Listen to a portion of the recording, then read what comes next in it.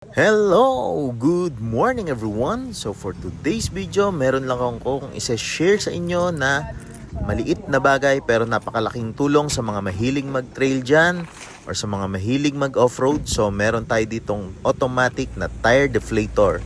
Bali, 4 na piraso to.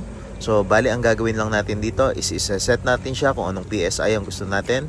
And then, ilalagay natin dito sa kanyang tire valve. And then, pagka ikot na natin or ilagay na natin, automatic yan, magde-deflate na.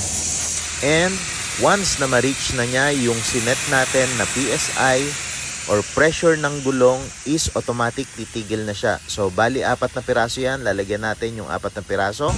So less hassle to, unlike dun sa mga mano-mano or dun sa pagde-deflate na gumagamit tayo ng tire deflator na digital.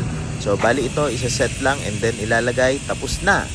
So, yun lang po ang isa-share natin. Maraming salamat po. Ingat and God bless us all po.